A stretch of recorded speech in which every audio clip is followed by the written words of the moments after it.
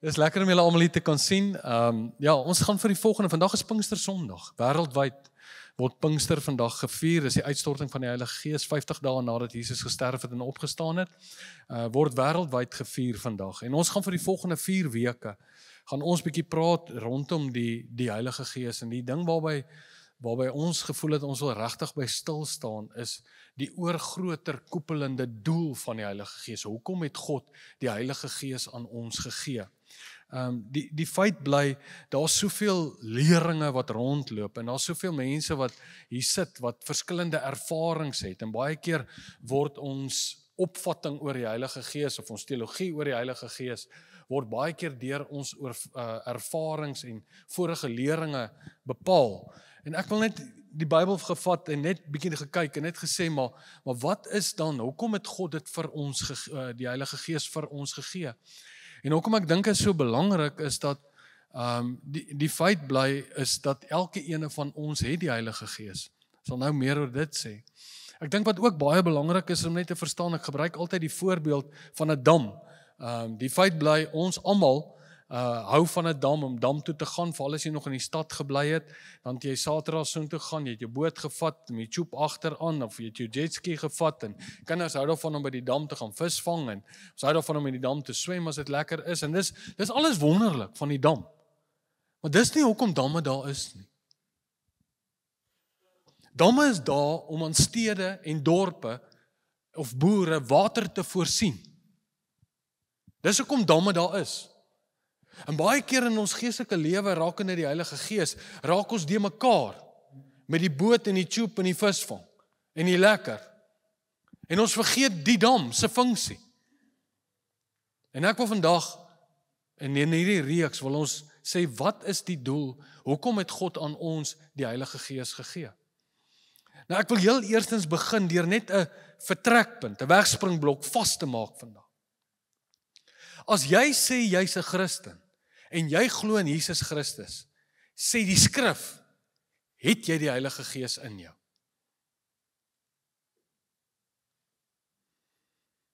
Ek het nie so groot geword nie. My kerk het iets anders gesê. Kom ek lees vir jou. En daar's baie skrifte. Maar net as vertrekpunt, as iemand nie die Gees van Christus het nie, behoort hy nie aan hom nie. Met ander woorde, as jy aan hom behoort, het jy die Gees van Christus. Paulus skryf so duidelik in 1 Korintiërs 12 vers 3, hy sê, niemand kan sê, Jesus is die Here. Met ander woorde, ek het my lewe aan hom oorgegee, hy is die Here, hy die finale sê, dis wat Here beteken, hy die finale sê, hy is die koning van my lewe. Niemand kan sê, Jesus is die Here, behalwe deur die Heilige Gees. En daar's hoeveel ander skrifte wat dit bevestig. So vandag net vasmaak as 'n vertrekpunt tot die hele reeks. As jy vandag hier sit en jy sê ek glo in Jesus Christus, of jy dit glo of nie, die feit is die Heilige Gees is in jou. En jy moet tot daai besef kom. Die feit dat ons uranium eers in 1958 ontdek het, beteken nie dit was nooit in die grond nie. Dit was altyd daar, ons het dit toe eers ontdek. So, net as vertrekpunt. So daar is nie iets soos 'n Christen sonder die Heilige Gees nie. In Afrikaans het ons mos, ek het dit lank terug op skool gehad, maar ek het dit gaan opsoek, 'n oxymoron. Dit is 'n twee teenstrydige woorde, né? Dit sal iets wees, dis eintlik baie snaaks hoe jy dit kry, maar oxymoron sal iets wees soos my enigste keuse. Keuse sê eintlik daar's opsies. Die twee woorde hoort nie by mekaar nie. Iets soos byvoorbeeld oorspronklike kopie. Dis of oorspronklik of is 'n kopie. Kan nie so oxymoron. Jy weet, act naturally.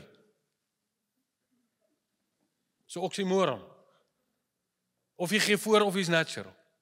Kan nie, weet, kleur clearly confused. So oxymoron. So bestaan daar nie iets soos 'n Christen sonder die Heilige Gees nie. Maar die feit, hier is die probleem. Ons bou baie keer ons verstaan en ons begrip, bou ons op belewennisse. En belewennisse is nie verkeerd nie, ervarings is nie verkeerd nie. Maar jy kan nie daarop jou lewe bou nie. Ons bou baie keer ons verwysing raak in die Heilige Gees rondom hoe ons groot geword en ons tradisies wat ons gehoor het. Ek hoor eendag 'n ou preek en hy sê die volgende, daai gedeelte in Handelinge 16, praat hy oor Lydia. Het jy al daai gedeelte gaan lees? Lydia het by die waterstroom daar rustig, ek was persoonlik al daar, het by die waterstroom gestaan waar Lydia tot bekering gekom het, en Petrus het daar verbygekom, hy het opgetravel van onderkant af, en hy het so opgeloop teen die berg, en toe kom hy by die waterstroom, en sit hier 'n klomp vrouens, en al wat hy gedoen het, hy het vertel van Jesus, en die Bybel sê, dat vir haar 'n lig oopgegaan, sy het tot oortuiging gekom. Geen vreeslike belewenis nie, sy het geglo in Jesus, en die Bybel sê, sy het al gesin laat doop. Maar net die volgende gedeelte, lees jy verder, toe was hulle in die tronk. Hy en Silas was in die tronkbewaarder. En toe daag die Heilige Gees op en die tronk word geskit en daar's 'n aardbewing. Nou kan jy dink, nou kom die tronkbewaarder by sy predikant. Hy en Lydia het so 'n bietjie gesels. Nou sê hy vir Lydia,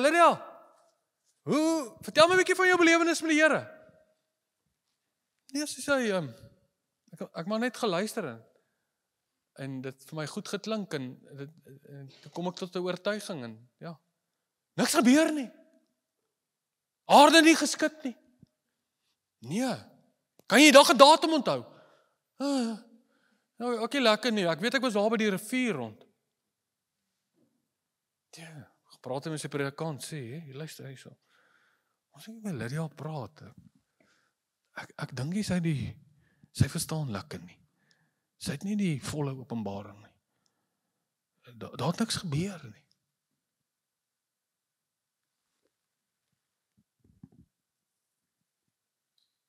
Wat glo jy? Wat dink jy? Moet daar altyd iets gebeur? Jy sien, ek en jy moet verstaan dat die Bybel sê vir ons baie duidelik, dat die Heilige Gees is 'n geskenk, is die belofte van die Vader. Onthou, ons beweeg in die twee dimensies. Skepping bestaan uit 'n sienlike en 'n onsienlike dimensie. Sienlik, die aarde. Onsienlik, die hemel. Dis nie 'n plek nie, dis twee dimensies. Wat is in die onsienlike? Die Vader sit op sy troon. Hy gee vir ons die belofte van die Vader. Met ander woorde, van die onsienlike na die sienlike. En ek en jy moet verstaan, wanneer sienlik en onsienlik, oral in die Bybel, die hele Bybel is vol van. Wanneer sienlik en onsienlik ontmoet, gebeur daar vreemde goed. Wanneer hy by die Heilige Gees kom en al dit, dan wil mense altyd alles kan verklaar. Jy sal nooit in jou hele lewe alles van God kan verklaar. Want anders is die God wat in jou kop is in 'n boks. En jy wil vir hom kante en rande gee. En na hoeveel duisende jare, elke keer as die 24 ouderlinge na hom kyk, dan sal nog steeds verstom oor hoe wyd sy kante is en hoe groot hy is. En hoe anders hy is. So, wanneer sienlik en onsienlik mekaar ontmoet, gebeur daar soms vreemde goed, wat anderste is as wanneer ons gewoond is. Maar die Heilige Gees kom van die Vader af, kom van die onsienlike af. Dawid het iets al van gesê, hy sê in Psalm 104 vers 30, U stuur U Gees uit. Hulle word geskape en U maak die gelaat van die aarde nuut. U stuur die Gees uit, die Gees, hierdie nuwe skepingswerk wat hy doen. Nou wat baie belangrik is, wat ek en jy moet verstaan van die belofte van die Vader, die Heilige Gees wat gegee is aan elke Christen, en elkeen van ons wat die Gees van die Here het, is dat die Heilige Gees het in jou ingetrek. Hy het nie kom kuier nie, hy woon in jou. Hy woon in jou. Ek het groot geword. Hy kom kuier. Hy is baie duidelik vir my gesê, toe ek groot geword het in die kerk waar ek groot geword het, jy moet hom nie versteur nie. Pas op, daar gaat hy. Hy het hierdie magtige easy move trek besigheid. En engele pak bokse. Dis in, dis uit, dis in, dis uit. Hang af hoe jy hom irriteer. Hy het in jou kom woon. Wat het daai een prediker gesê? He bring all the luggage he move into. Kyk wat sê hy. Nou weer eens hierdie is feite. Of jy nog daar is in jou kop of nie, die uranium is in die grond. Of jy dit ontdek of nie, hy's daar. Kyk wat sê hy. As die gees van hom wat Jesus uit die dode opgewek het, in julle woon, sal hy wat Christus uit die dode opgewek het, ook julle sterflike liggame lewend maak, deur sy gees wat in julle woon. Hy woon in jou. Of jy dit besef of nie. En die doel van hierdie reeks is dat ek en jy meer intentioneel sal bewus word van hom wat in jou woon. 24/7, die dag toe jy gesê het ja vir Christus. Hy het nie kom kuier nie, hy woon. Indwelling, nie visitation nie, indwelling. Ou Testament, visitation. Nuwe Testament, indwelling. Hy het in jou kom woon.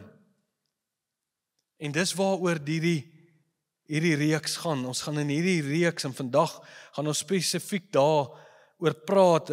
Wat wil die Heilige Gees dan in en deur ons doen? En vandag net 'n bewuswording van dat Jesus en die Vader is teenwoordig in jou lewe. Elke dag, hy is teenwoordig in jou lewe.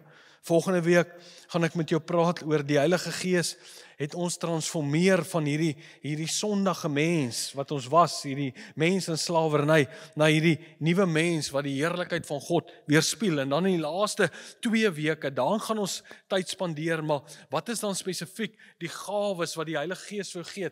Alle geestelike seëninge wat daar in die hemelsfeer is, wat daar by die Vader is, die het hy aan ons gegee. En hoe werk dit? Want baie keer fokus ons op daai goed, maar ons mis die groot doel. Maar jy moet eers die doel verstaan voordat jy daai funksies verstaan. So vandag wil ek net met jou praat oor die gedagte van die Heilige Gees maak Jesus en die Vader persoonlik aan ons bekend. Dit is baie interessant dat as die Bybel praat van, hy gebruik die woord gees, dan gebruik hy in die Grieks en Hebreëus dieselfde woord. Dis die woord wind. En wanneer Jesus oor dit praat, dan praat hy ook as die Heilige Gees is soos wind. Nou alwaar ek kan dink, ek was nog nooit self op een nie, maar waarna ek kan dink, wat ek al gesien het op televisie, is die wind wat seilboot, en hy seile wat so bol, en dan druk die wind op. En die geheim is, dat ek en jy moet kan uitvind, jy weet, waar is die wind? In die opsig van, hoe druk hy die seil vorentoe in my eie lewe? Hier is die feit, die wind is hier. Jy moet dit glo, jy moet dit weet. Dit sê die woord, die wind is hier. Ek en jy moet leer, hoe moet ons met hierdie seile werk? En wat moet ons doen? Is dit effort? Ja, verseker. Maar die wind is hier, en ek moet nou leer om hierdie wind te hanteer, en die regte seile te trek, sodat die boot kan vorentoe gaan. Maar ons soek nie nog die wind nie, ons vra nie nog vir die wind nie. Christus is dood en opstaan, die wind is hier. Hy is hier. Hy is in jou. Jy moet leer, hoe stuur ek hierdie boot? Hoe stuur ek hierdie seil? Kyk wat sê Johannes 7 en 8. Moenie daaroor verbaas wees dat ek vir julle gesê het, julle moet van bo gebore word, die born from above, ons het al baie daaroor gepraat. Vers 8. Die wind waai waar hy wil, en jy hoor sy geluid, maar jy weet nie waarvandaan hy kom, en waarheen hy gaan nie. Hoor nou mooi, so is elkeen wat uit die Gees gebore is. Jy sien, ons het die Heilige Gees binne in ons. Want hy het gesê, jy kan nie sê Jesus is die Here sonder die Gees nie. Jy kan nie verklaar nie. Nou sê hy, so is elkeen wat uit die Gees gebore word. As jy in Jesus Christus glo, is jy van bo gebore. Hoe? Deur die Heilige Gees. Dis 'n gegewe.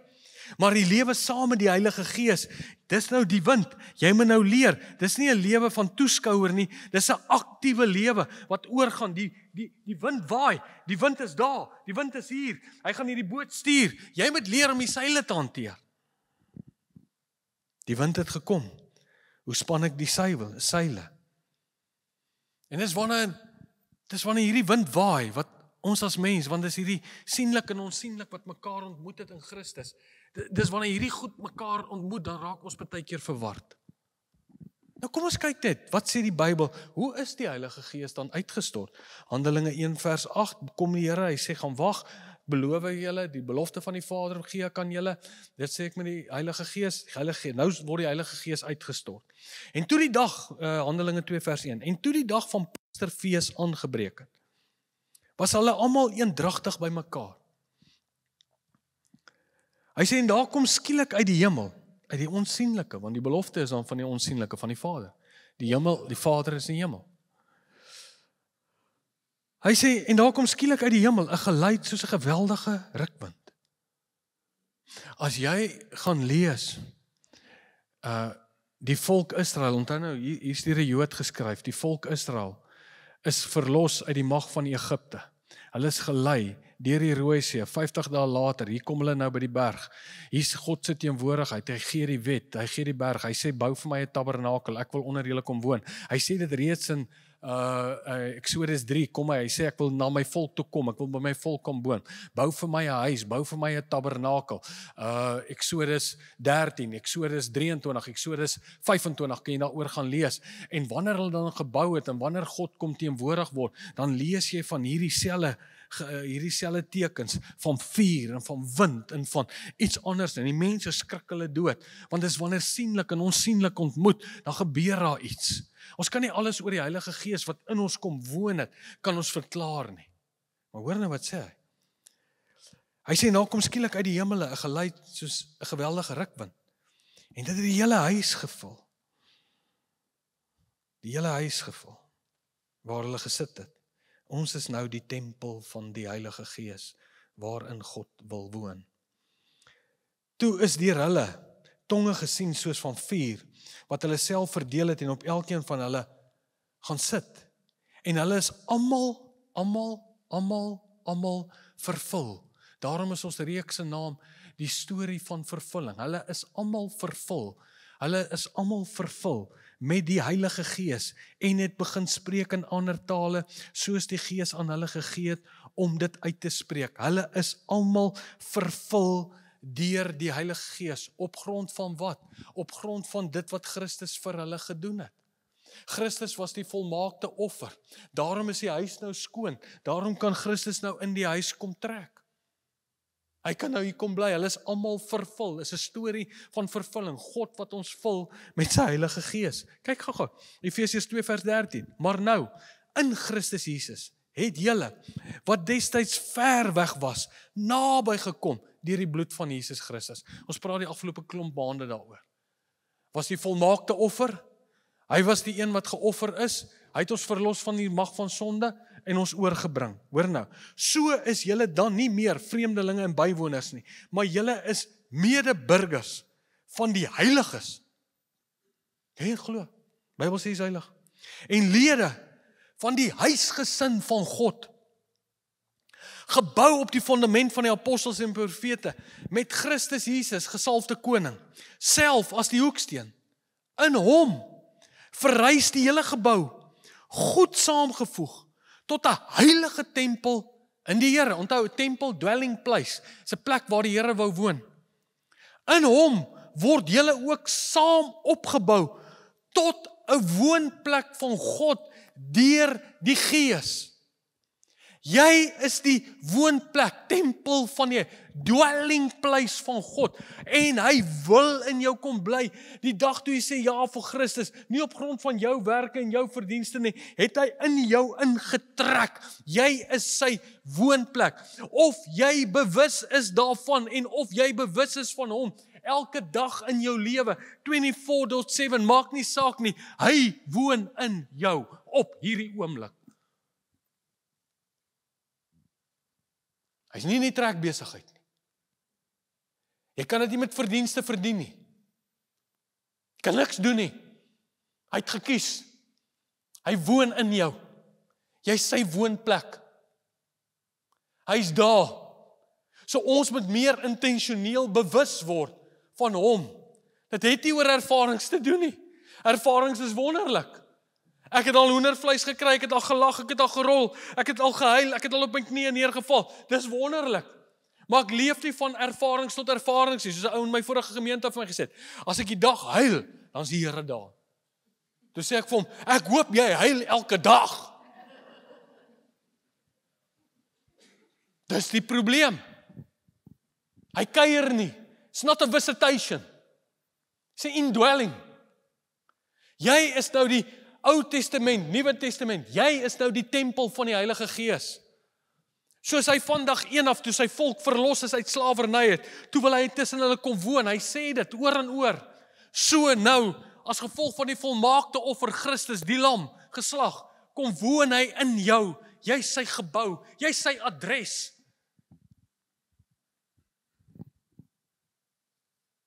Ons besef dit nie. Ons besef dit nie. Ek het vir jare lank in my geestelike journey, het ek gedink hy's in en uit. Ek soek hom, soos 'n hert smag na waterstrome.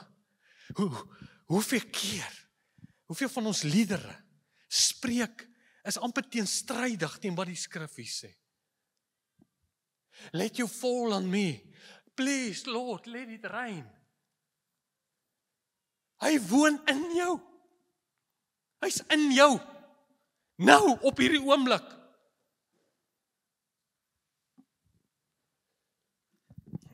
En dis genade, dis nie verdienste nie.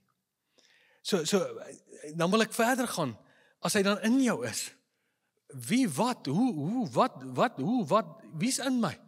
Kyk wat sê, Johannes 14 vers 16. En ek sal die Vader vra, en hy sal 'n ander beteken iemand met dieselfde gewig, kapasiteit. Parakleet, 'n ander trooster, 'n ander helper, 'n ander advokaat, iemand om jou te help, om jou by te staan. Hy sal 'n ander trooster aan julle gee, sodat hy vir ewig by julle kan wees. Hoor nou mooi, hy is die gees van die waarheid, wat die wêreld nie kan ontvang nie, omdat die wêreld hom nie sien nie, en ook nie ken nie. Hy sê, julle ken hom egter, omdat hy by julle bly, en in julle sal wees. Hoor nou mooi, ek sal julle nie as weeskinders agterlaat nie, ek kom weer na julle toe. My persepsie was, Jesus gaan, dan gaan hy weg na die Vader toe, hulle is daar, hulle het daai klop engele, hulle het hulle opgelei, groot Daga projek, daar's plammers, daar's bouers, daar's alles, hulle is met hierdie magtige bouprojek besig. Hy sê nog 'n kort tydjie, en die wêreld sien my nie meer nie, maar julle sien my omdat ek leef, en julle sal leef. Judas, nie Judas Iskariot, vra hom toe, Here, hoe is dit, dat u self aan ons bekend maak, en nie aan die wêreld nie? Kyk nou wat sê Jesus self. Jesus antwoord hom, as iemand my liefhet, sal hy ter harte neem wat ek sê. Hoor nou mooi. En my Vader sal hom lief hê. En ons, wie? Die Vader, die Seun. Ons sal na hom toe kom, en by hom kom woon.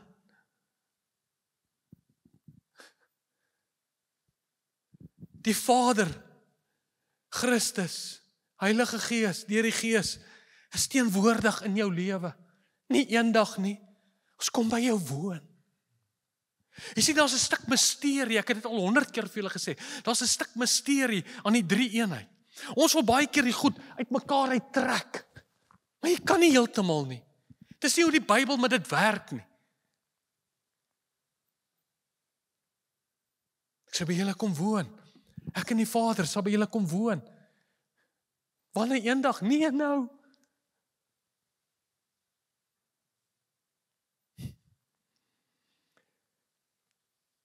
'n lewe met Jesus, die koning en die Vader se persoonlike teenwoordigheid elke week, elke dag in jou lewe. Dis hoekom ons laasweek vir mekaar gesê het in daai reeks. Hier is wat die Bybel, hy sê dit oor en oor op verskillende. Hy sê ek sê jou nooit begewe en jou nooit verlaat nie. Vertrou my. Onthou jy wat sê hy in Psalm 108? Ek is jou helper. Eendag, nee nou. Jy sien, of jy dit glo of nie, of bewus word van die uranium in die grond, hier's wat jy vandag moet besef. Jy moet vandag besef, en ek bid die Heilige Gees dat hy in hierdie reeks jou sal dit besef, dat die Heilige Gees, God die Vader en sy Seun, is elke dag teenwoordig in jou lewe. Of jy dit voel of nie, ons leef nie deur gevoel nie, ons leef deur geloof. Jy is nooit weer alleen nie. Jy is God se adres. Jy is die tempel. God wil altyd in 'n tempel bly tussen sy mense. Nou is jy die tempel, Nuwe Testament. Op grond van Christus se werke, sy bloed, die volmaakte offer. Jy kan daar niks doen nie. Dis die wonder, dis die genade. Hy is by jou. En nou moet ek onderskei tussen ervaring en teenwoordigheid. En ek moet dit begin glo, want ek het vir jare in my journey met God, in my jong lewe, ek het nie so geleef nie. Ek het gedog hy's in en uit. Ek het eers op universiteit die eerste keer gaan fliek. Want ek was te bang as ek in die fliek sit, kom hy dalk, dan is ek gone.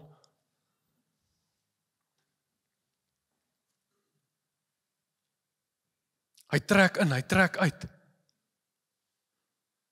Toe sê ek, maar is dit hoe ek met my kinders werk? Eendag as ek lief vir hulle, eendag irriteer hulle my en jag hulle huis uit.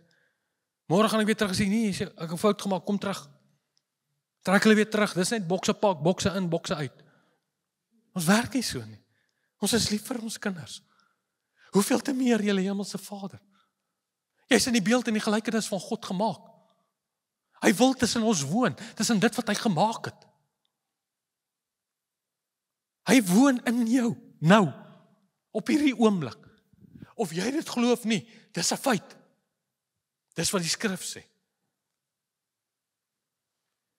En dit gaan volgende week aan deur te sê, dit maak dat ek anders te leef. Ellen Platt het altyd vir ons geleer, hy het altyd vir ons gesê, enige iets van die evangelie, wat distance of delay, weerkaats, is nie die waarheid nie. Want hy het gekom om alle distance te kanselleer en alle delay.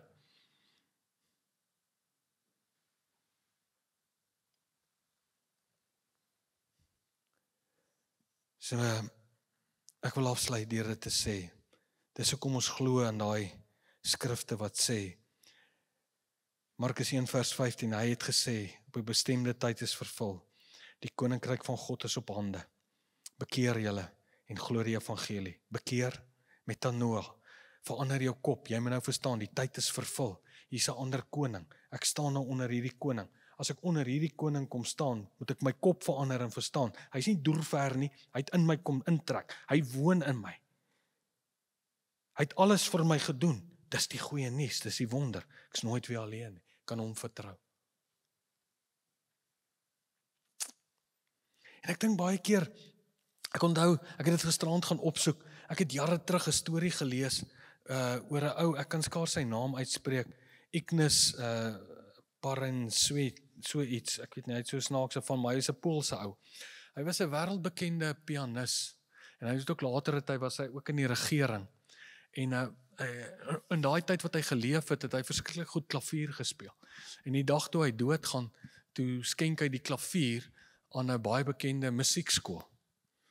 En wat hulle toe met die klavier doen, jare later, toe kom al weer 'n ou verby wat ook baie goed was, en hy sien die klomp studente wat daar is, en op die klavier leer, en hy sien daar in die stoor staan 'n klavier onder stof, en hulle vra vir hom, nou wie is daai klavier, want hy sien dis nogal 'n redelike meneer van 'n klavier. Nee, sê hulle, dis Ignas, daai ou se klavier.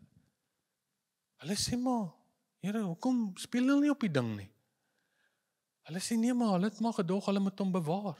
Nou speel hulle op hierdie sat klaviere, hierdie upright goedjies, speel op dit, jy weet, die studente kan skaars leer. En toe maak die ou die aanmerking en hy sê, bring daai klavier hier. Hy sê, sit hom hier, laat die studente leer. Toe sê hy, as ons maar net vir jare lank op hierdie klavier gespeel het, kon ons baie beter studente produce. Dis wat ek baie keer dink wat in my eie lewe gebeur het. Ek het vir jare lank was ek onder sekere indrukke en belewennisse rakende die werking van die Heilige Gees. En is amper of hy daar gestaan het. En alles het vir my gegaan oor die gawes en oor belewennisse. Maar ek het iets groots gemis. Omdat ek nie besef het nie. Dit was altyd daar. Maar ek het gedog hy's in hierdie in- en uittrek besigheid. En ek het nie verstaan, hy kom woon in my nie. Hy's altyd hier. Ek's nooit weer alleen nie. Die wind is hier. Ek het nie geleer, hulle het my nie geleer om met die seile te werk nie. Ek het gedog ek moet die wind maak en hy kom net soms. Tot ek ontdek het, die skrif sê, die wind is hier. Hy's vir altyd hier. Nou moet ek leer. En dit vat effort. Dit vat effort. Dit vat effort om elke dag die skrif te lees. Is dit elke dag lekker? Nee. Ek haat lees. Ek het een boek op skool gelees, Baas en Mossie. Toe later besef ek, as ek nie gaan lees nie, het ek groot moeilikheid. Toe begin ek die skrifte te lees. Is dit vir my lekker om elke dag skrif te lees? Nee. Is dit effort? Ja. Maar dit help my. Bid. Is bid lekker? Party dae. Nie altyd nie. Meeste van die tyd vir my, dis effort. Na so rukkie word dit beter. Maar is effort. Ek kom ook al, waar ek nie meer weet wat om vir die Here te sê nie. Dan bid ek maar in die Gees. Maar is effort. Maar dit help my. Dit maak my verstaan. Want soos ek die skrifte begin bestudeer het en die teologie van hoe ek groot geword het en ek begin die goed om mekaar te sê ek, man, die goed maak nie sin nie.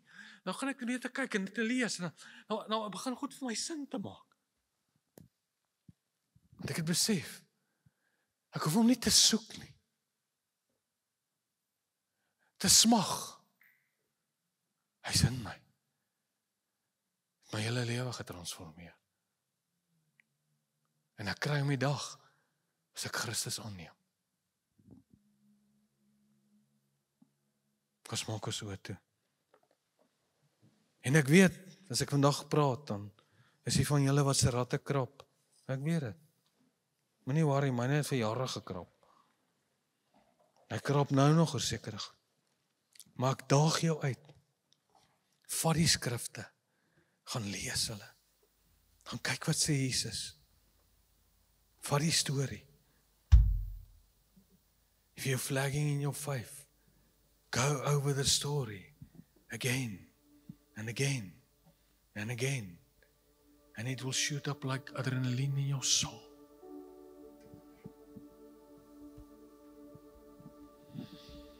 Die Here moet ons help. As ons vandag net een ding kan besef.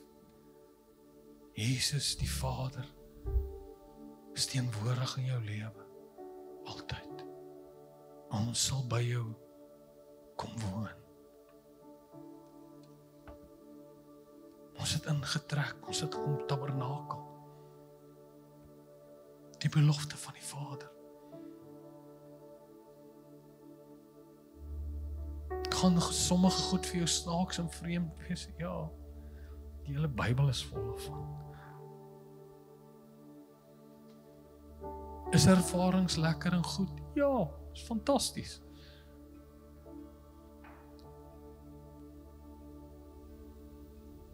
Maar dit bepaal nie my wandel nie.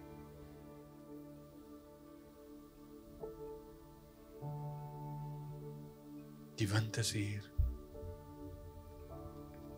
Wat sing hy ou? Kaptein span die seile. Ou Kurt. Die wind is hier. Span die seile. Hemelse Vader, in die naam van Jesus bid ek, dat ons almal net onder hierdie indruk, diep indruk sal kom. Dat U woon in ons. U woon in ons. het ingetrek of all the luggage. Het ingetrek.